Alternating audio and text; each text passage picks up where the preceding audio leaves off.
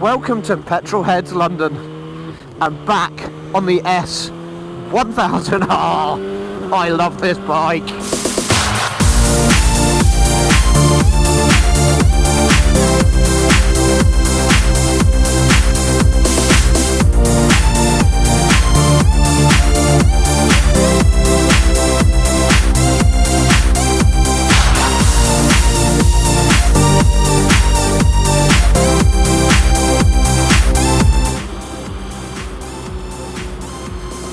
So I wanted to talk to you today about this bike because it is 2 years old and there's a few things to talk to you about it.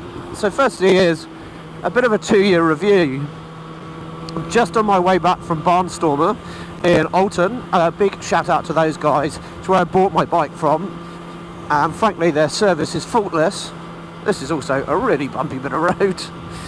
And one of the reasons to talk to you about it is just tell you a little about something they did. So I got this email from them saying, "Hi Tom, your bike is about to be 2 years old."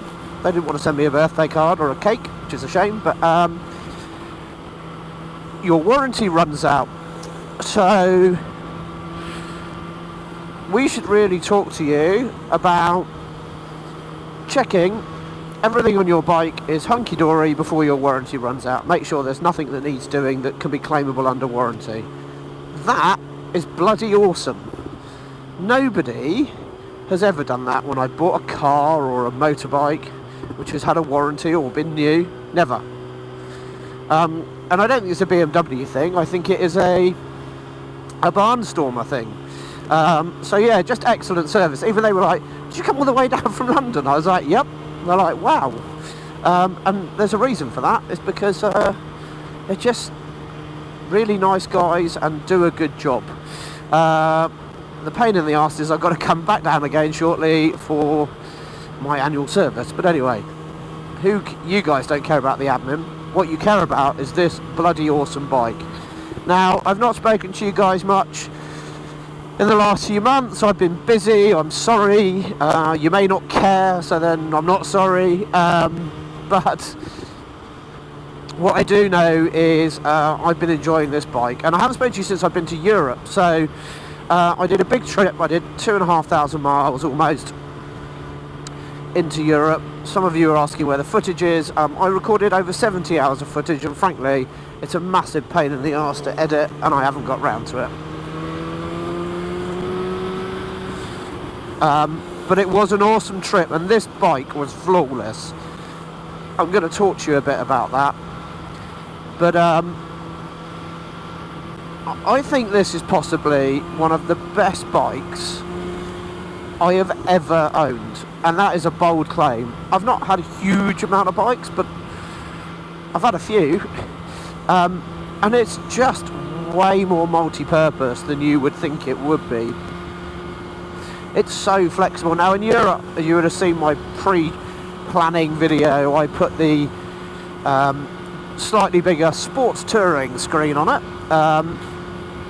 and that makes a real difference to the buffeting. But to be honest, we did mostly non-motorway riding where we could, and at sensible speeds it's pretty good, even some slightly unsensible speeds.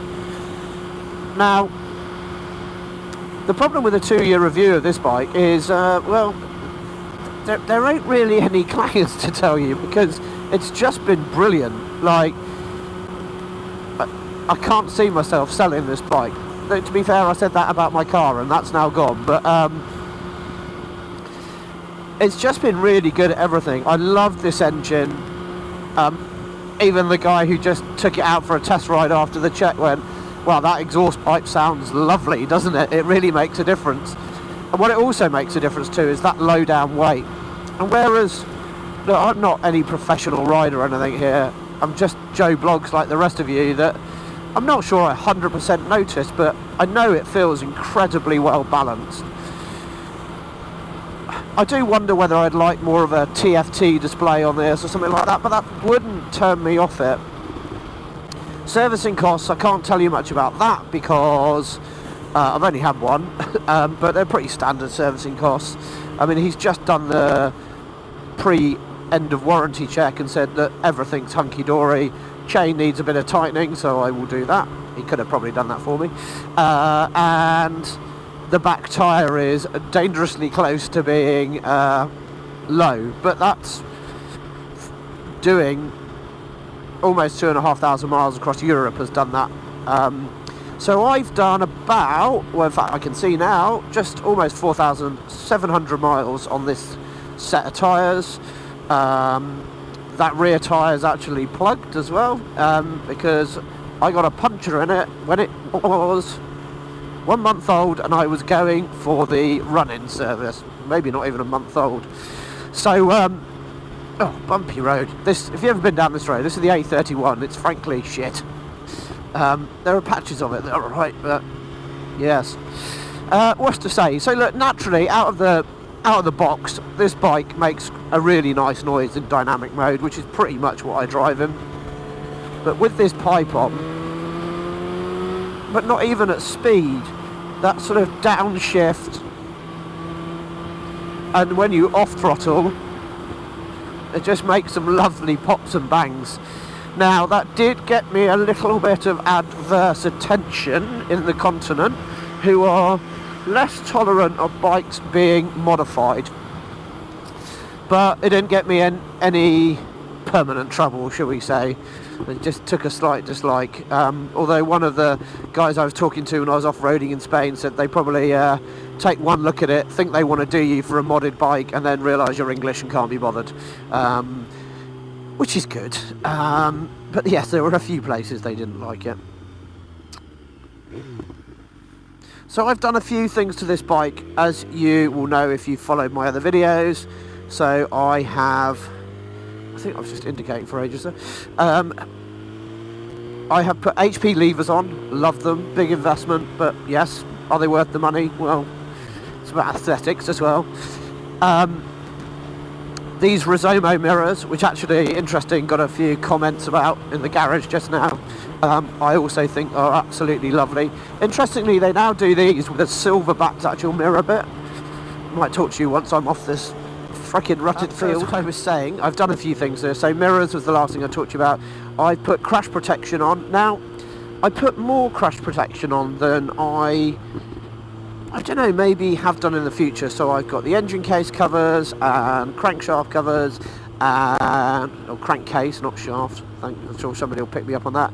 And I've also got the mushrooms, and again I've done a whole video on this, and the reason I really like the GB Racing ones is the R&D design and thought that goes behind it, but also the fact that the mushrooms are pretty unobtrusive, unlike the ginormous R&G ones. Sorry, R&G, just I've had them, I just don't like them. Aesthetics. The thing I like about this bike is it's just so good in all environments. Riding around towns, it's super good. Now the fueling sorted itself out with the new pipe on, and I've had a few tweaks done to help sort that out.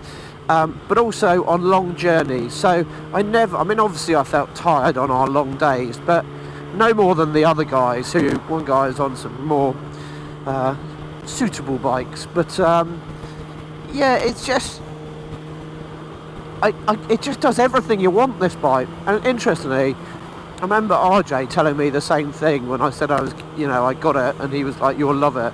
And he's right. It's one of the best bikes I've ever owned. Like, if I was doing big touring, I'd love a GS. I did love that bike, and you can fit so much on it. But this is just so much fun. For a trip to the Alps, the fact that I could basically wing it all the way to the really nice twisty roads and have so much fun up them. And yes, you can have that on a GS, but it's different. It's just a really good, capable bike. The engine is still just sweet and smooth, and I love that as well. Somebody accused me of being really negative about my F-Type review the other day, and look, this is just an honest opinion, and I just think this bike is ace. Go and ride one, you'll see for yourself. Doesn't mean I don't want other bikes, but I can't see me replacing this with anything. Feedback from it's really good. The seating position, that's the riding position, that's what I love. Oh, good seating position. Like, good riding position, like you're not too bent over the handlebars, and that was one of the problems I had with the RR. I just felt like the fatigue on my would have just been too much from that. I mean, trust me, I really like that bike, and it also didn't have enough grunt lower down. It's all power bands too high up because it's a race bike ultimately. But this thing delivering. So this is like probably the most disappointing non-update update.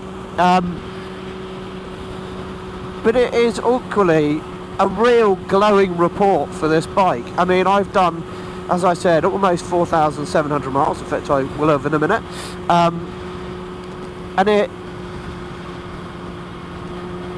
it feels, well, almost better than the day I bought it. When I first got it, it felt a bit buzzy. You still get a bit of buzz through the handlebars on these, and that was a complaint of the old one, and this does have some damping in the handlebars. Like, actually, you know, even like the wind braking on it is way better than I thought. And I was worried about buying a super naked because I had a street triple, and no, not a super naked, but a naked bike, and I drove that to Germany, and it almost bloody killed me. It was exhausting. Whereas this was great. It really was just brilliant.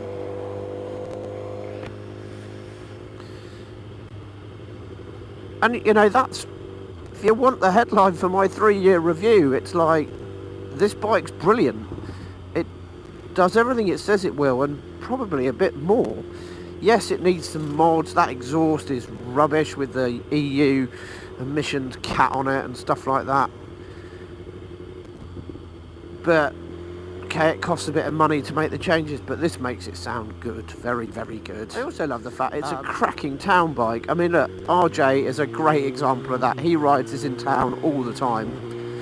I only don't ride mine in town because if I needed to leave it there, I would worry it would not be there when I got back. Such is life in London with bike crime, although arguably got a bit better these days. I've ridden to Normandy. Who knew? Christ, I don't remember crossing the channel. Well, they'll have to change that, won't they? Okay, let's not get down that one. So look, thank you for watching Petrolheads London. I'm really keen to hear what you guys think. I wish I could give you more about this, but there's nothing to say, but it's just really good, and I'm really super happy with it. And right now, there is nothing more that I would change on it. I don't think. Yeah, no, nothing. I'd like another bike, yes, but I wouldn't sell this one. This would not go. I would use this as a commuter, but I just don't think it's the right bike for me to commute on at the moment. Thank you for watching Petrolheads London. Please remember, like and subscribe. Hit that little bell button so you get notifications. I know I've been away for ages, but I'm coming back. I'm going to keep it pretty general, like this, vlogs, all that good stuff, but questions below. Like, what more do you want to know about it? A few people are asking about the pipe. It's well bedded in now, and it's awesome, awesome, awesome. Like, and I have the combo with the can as well. I know I was saying goodbye, I've changed my mind. The combo with this can is I kept the original end can and put the Acro titanium straight through pipes on, and the sound is just spot on. I don't think I'd want it any louder, especially based on my trip to Europe. I think might, yeah, I'd keep it as it is. Godalming. But yeah, it just sounds superb. It's got a delicious note to it, and those little pops and crackles, oh, it does make you throttle back quite a lot just so you get them. But anyway, thank you for watching, guys. Remember to hit that notification bell, questions below. You take care. Cheers.